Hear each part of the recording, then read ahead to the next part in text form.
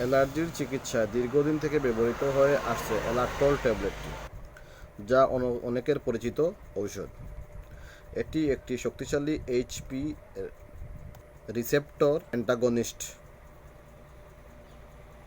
যার কোনো গুরুত্বপূর্ণ অ্যান্টিকোলিনার্জিক এবং অ্যান্টিসেটনিক প্রতিক্রিয়া নেই। ব্লাড ব্রেইন ব্যারিয়ার অতিক্রম করে মস্তিষ্কে প্রবেশ করতে পারে না বিধায় সাধারণ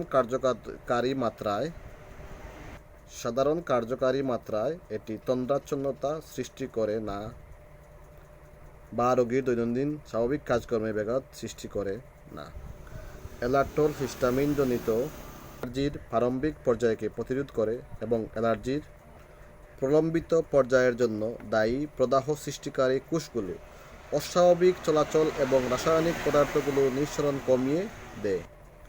এছাড়া অ্যালার্টল অ্যাজমা রোগীর শ্বাসকষ্টের সঙ্গে প্রবেশকৃত হিস্টামিন দ্বারা শ্বাসনালীর সংকোচনকে দূর করে। অ্যালার্টল খুব দ্রুত বিশেষায়িত হয়। অ্যালার্টল আগাছা, গাছ ও ফুলের পরাগ থেকে সৃষ্ট অ্যালার্জির উপসর্গ সমূহ দূর করে। হাসি, নাক থেকে পানি পড়া, নাকের এবং চোখের চুলকানি, চোখ থেকে পানি আসা, চোখ লাল হওয়া ইত্যাদিতে নির্দেশিত।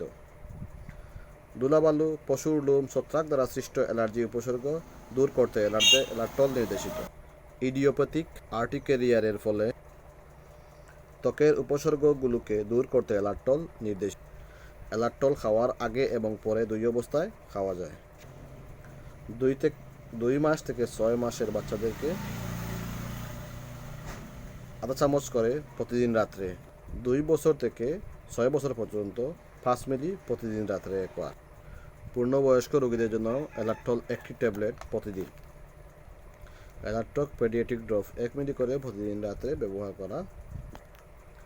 গাড়ি ও ভারী মেশিনের চলাচলের ক্ষেত্রে সতর্কতা অবলম্বন করা।